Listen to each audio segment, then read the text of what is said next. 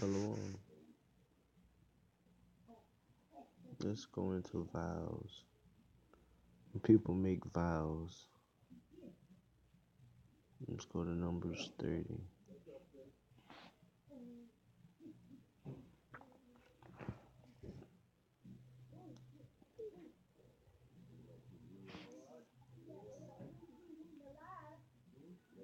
It says this. And Moses spake unto the heads of the tribes concerning the children of Israel, saying, This is the thing which the Lord has commanded. If a man vow a vow unto the Lord, or swear an oath to bind his soul with a bond, he shall not break his word. He shall do according to all that proceedeth out of his mouth. If a woman also vow a vow unto the Lord, and bind herself by a bond, being in her father's house in her youth,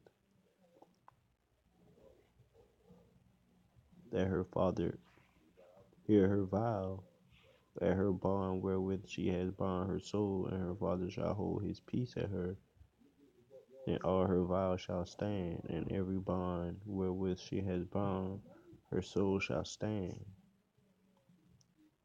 But if her father shall disallow her in the day that he heareth not any of her vows or of her bonds wherewith she has bound her soul shall stand, and the Lord shall forgive her, because her father disallowed it.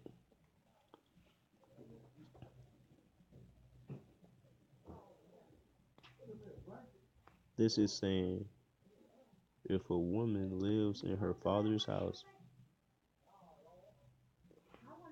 and she vows a vow to the Most High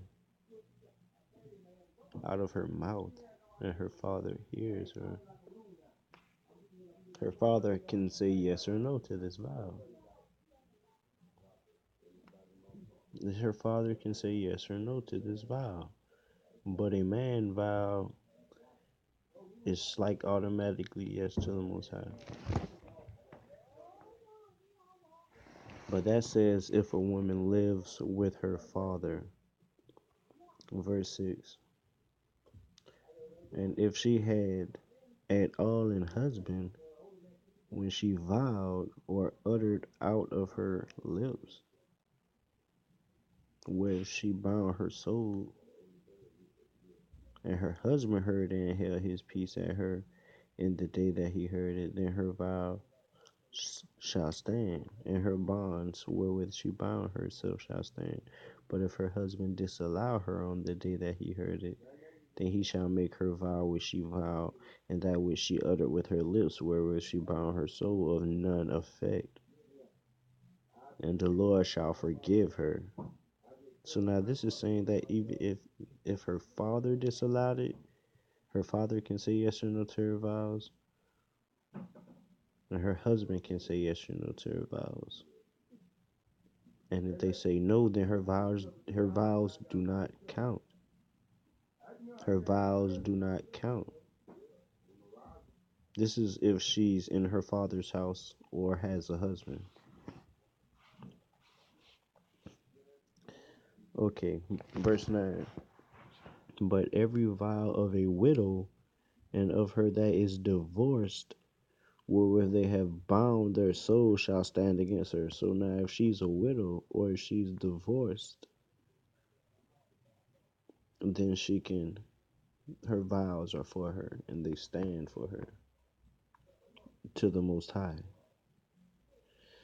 Verse 10. And if she vowed in her husband's house, or bound her soul by a bond with an oath, and her husband heard it, and held his peace at her, and disallowed her not, then all her vows shall stand, and every bond wherewith she bound her soul shall stand. But if her husband heard and other made them void on the day he heard them, then whatsoever proceeded out of her lips concerning her vows, or concerning the bond of her soul, shall not stand. Her husband has made them void, and the Lord shall forgive her. It says, every vow and every binding oath to afflict the soul, her husband may establish it, or her husband may make it void. It say every vow.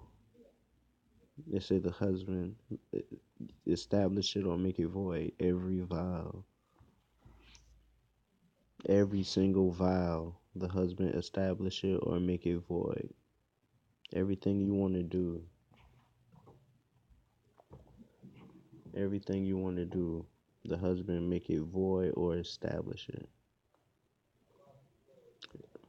Verse 14. But if her husband altogether hold his peace at her from day to day, then he establishes all her vows and all her bonds which are upon her. He confirmeth them, because he had his peace at her in the day that he heard them. But if he shall anyways make them void after that he has heard them, then he shall bear her iniquity.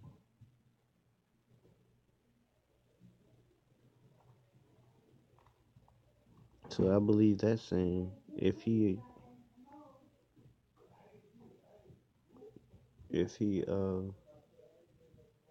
excuse me, I'm listening to the conversation outside. If he allows one of the vows and then later on makes them void, then he got to bear the iniquity. These are the statutes which the Lord commanded Moses between a man and his wife, between the father and his daughter, being yet in her youth in her father's house. So I believe that if you're single, it deals with like the divorced or the widow. It's something like that. You're just not married. You're out there by yourself. So your vows to the Most High probably would stand. But shalom.